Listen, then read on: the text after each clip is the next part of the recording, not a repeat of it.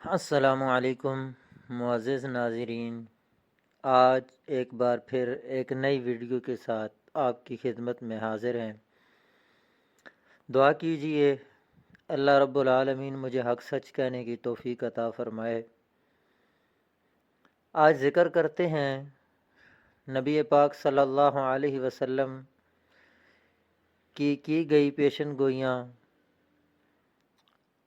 جو کہ قیامت سے پہلے ہوں گی۔ حضرت ابو ہریرہ رضی اللہ عنہ کہتے ہیں کہ رسول کریم صلی اللہ علیہ وسلم نے فرمایا، قیامت اس وقت تک نہیں آئے گی جب تک کہ حجاز سے ایک آگ بھڑک اٹھے جو بصرہ کے اونٹوں کی گردن روشن کر دے گی۔ یہ حدیث بخاری اور مسلم دونوں میں ہے۔ اس حدیث میں جس آگ کا ذکر کیا گیا ہے، معزز ناظرین، اس آگ کے بارے میں حافظ ابن کثیر رحمۃ اللہ علیہ اور دیگر مورخین کا کہنا ہے کہ اس آگ کے نمودار ہونے کا حادثہ پیش آ چکا ہے۔ یہ آگ جمادی الثانی 650 ہجری جمعہ کے دن مدینہ منورہ کی بعض وادیوں سے نمودار ہوئی اور تقریباً مہینہ تک چلی۔ راویوں نے اس کی کیفیت یہ لکھی ہے کہ اچانک حجاز کی جانب سے وہ آگ نمودار ہوئی اور ایسے معلوم ہوتا تھا کہ آگ کا پورا ایک شہر ہے اور اس میں قلعہ یا برج اور گھنگورے جیسی چیزیں موجود ہیں۔ اس کی لمبائی 4 فرسخ، چوڑائی 4 میل تھی۔ آگ کا سلسلہ جس پہاڑ تک پہنچتا اس کو شیشے اور موم کی طرح پگھلا دیتا۔ اس کے شعلوں میں بجلی کی سی کڑک جیسی آواز اور دریا کی موجوں جیسا جوش تھا، اور یہ محسوس ہو رہا تھا کہ جیسے اس کے اندر سرخ اور نیلے رنگ کے دریا نکل رہے ہوں۔ وہ آگ اس کیفیت کے ساتھ مدینہ منورہ تک پہنچی، مگر ناظرین عجیب بات یہ تھی کہ اس کے شعلوں کی طرف سے جو ہوا مدینہ منورہ کی طرف آ رہی تھی وہ ٹھنڈی تھی۔ علماء نے لکھا ہے کہ اس آگ کی لپیٹیں مدینہ کے تمام جنگلوں کو روشن کیے ہوئے تھیں، یہاں تک کہ حرم نبوی اور مدینہ کے تمام گھروں میں سورج کی طرح روشنی پھیل چکی تھی۔ لوگ رات کے وقت اس کی روشنی میں اپنے سارے کام کاج کرتے تھے، بلکہ ان دنوں میں اس علاقہ کے اوپر سورج اور چاند کی روشنی ماند ہو گئی تھی۔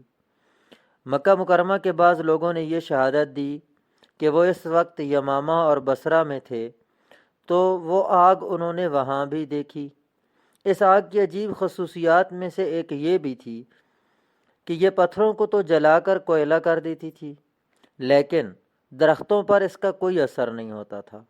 کہتے ہیں کہ جنگل میں ایک بہت بڑا پتھر تھا جس کا آدھا حصہ حرم مدینہ کی حدود میں تھا اور آدھا حصہ حرم مدینہ سے باہر تھا۔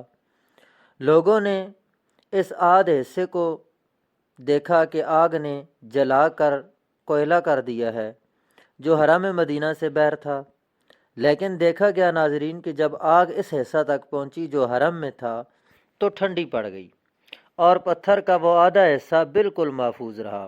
بصرہ کے لوگوں نے اس بات کی بھی گواہی دی کہ ہم نے اس رات آگ کی روشنی میں جو حجاز سے ظاہر ہوئی تھی بصرہ کے اونٹوں کی گردنوں کو روشن دیکھا۔ ابن کثیر اور البدایہ والنہایہ میں یہ موجود ہے۔ سرخ آندھی اور زمین میں دھنس جانے کا عذاب کے بارے میں بھی رسول اللہ نے ذکر فرمایا۔ حضرت علی ابن طالب سے روایت ہے کہ نبی کریم صلی اللہ علیہ وسلم نے ارشاد فرمایا، جب میری امت 15 خصلتوں کا ارتکاب کرے گی تو ان پر بلائیں نازل ہوں گی۔ پوچھا گیا، یا رسول اللہ وہ کون سے افعال ہوں گے؟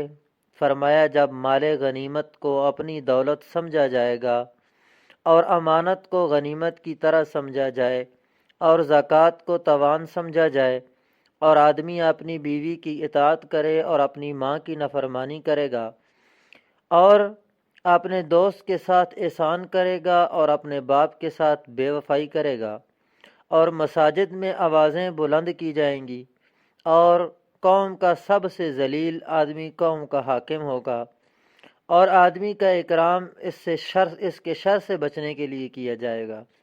شرابیں پی جائیں گی اور مرد ریشم پہنیں گے اور گانے والیاں اور گانے بجانے کے آلات بنا لیے جائیں گے، اور اس امت کے بعد کا طبقہ پہلے لوگوں پر لعنت کرے گا۔ پس اس وقت انتظار کرنا سرخ آندھی کا، یا زمین میں دھنس جانے کا، یا چہرے مسخ ہو جانے کا۔ یہ حدیث ترمذی شریف میں بھی ہے۔ اس حدیث میں مال غنیمت کو اپنی دولت سمجھنے کے بارے میں آیا ہے۔ اس سے مجاہدین کو بہت ہوشیار رہنا چاہیے۔ مال غنیمت بغیر امیر کی اجازت کے کوئی تصرف نہیں کر سکتا۔ ابلیس ہر انسان کو اس کی نفسیات کے اعتبار سے ہی گمراہ کرنا چاہتا ہے، سو اس بارے میں اللہ کی راہ میں جہاد کرنے والے کو بہت احتیاط سے کام لینا ہوگا، بلکہ بیت المال میں بھی بغیر اجازت کے کوئی دست درازی نہیں کرنی چاہیے۔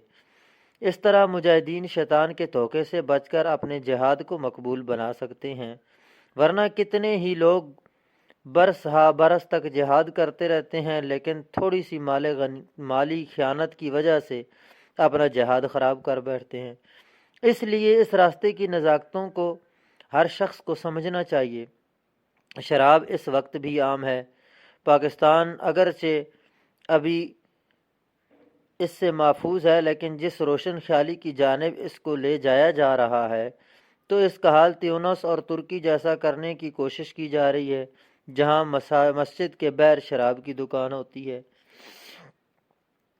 حضرت ابو سعید خدری رضی اللہ عنہ سے منقول ہے کہ نبی کریم صلی اللہ علیہ وسلم نے فرمایا، تم ضرور پہلے لوگوں کی روش اور طریقہ کی مکمل طور پر اتباع کرو گے، یہاں تک کہ اگر وہ کسی گو کے سوراخ میں داخل ہوئے تو تم بھی ان کی اتباع میں اس میں داخل ہوگے۔